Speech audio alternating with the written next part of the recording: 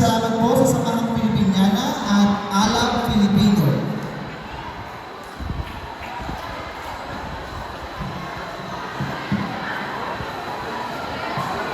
At sa pagtatapos ng ating programa, pakinggan natin para sa pangwakas na pananalita na magmumula kay Ginang Sheila Bisupa. Palakpakan po natin siya.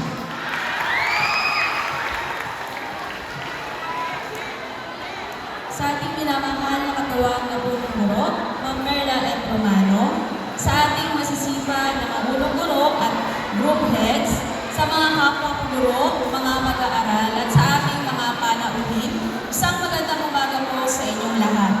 Sa pagtatapos ng ating pagdiriwang ng Buwan ng Wika, kami po ang buong Departamento ng Filipino Department ay taus-pusong nagpapasalamat sa inyong pakikibahagi sa pagbibigay ng makulay at masiglang selebrasyon. Filipino, Wikang Mapagpalaya, ang tema na ating tinangkang ipalaganap ngayong buwan na ito. Ito ay hindi lamang nagsilbing paalala sa kahalagahan ng ating wika, kundi pati na rin sa ating pagkakaisa bilang Pilipino.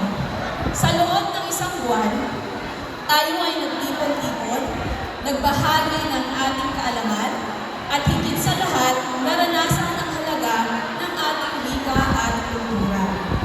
Ang buwan ng wika ay hindi lamang isang pagkakataon upang ipakita ang ganda at yaman ng ating sarili wika, kundi upang bigyan diin ang kahalagahan ng pag-aalaga at pagpapayaman sa ating pagkakakilanlan bilang isang lahi.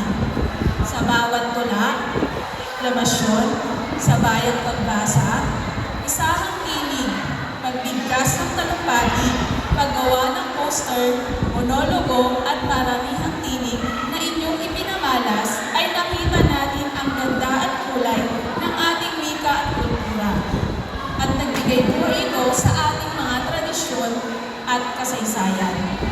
Ngunit ang layunin ng pagdiriwang na ito ay hindi nagtatapos sa huling araw ng Agosto.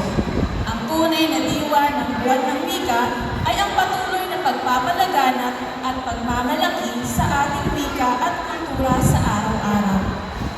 Tayo ay inaasahan na maging nakapangalaga ng ating wika upang mapanatili at mapagyaman ito para sa susunod na henerasyon. Sa pagtatapos ng buwan ng wika, naway dala-dala natin ang inspirasyon at kaalaman na nakuha sa aktibidad na ito. Naway magpatuloy ang ating paggalang at pagmamahal sa ating wika, hindi lamang sa mga espesyal na okasyon, kundi sa bawat araw ng ating buhay. Muli, marami pong salamat sa inyong aktibong pakikilahok at patuloy na suporta. Ang ating pagmamahal at pagpapahalaga sa wika natin ay isang mahalagang hakbang tungo sa mas makulay at mas masiglang bansa. Naway, magpatuloy tayong magsaning pwersa upang mapanatili ang ating wika at kultura at ipagmalaki natin ito sa bawat pagkakataon. Mabuhay ang wikang Pilipino. Padayo ang wikang Pilipino. Maraming salamat at magandang umaga sa inyo lahat.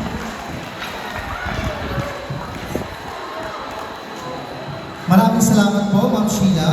Sa pagtatapos ng ating programa, nais po namin magpasalamat sa lahat ng mga guro, mga mag-aaral na naging bahagi ng matagumpay na pagdiriwang na ito. Ang ating pagkakaisa at pagmamahal sa wika ay nagbibigay lakas sa atin upang magtagumpay. Muli, kami po ang inyong mga guro ng palatuntunan.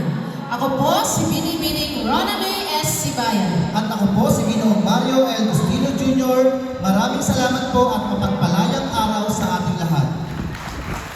Ipinapaalala po na itutuloy po ang klase sa mga silid-aralan, kaya mga mag-aaral, bumalik po tayo sa ating mga silid-aralan.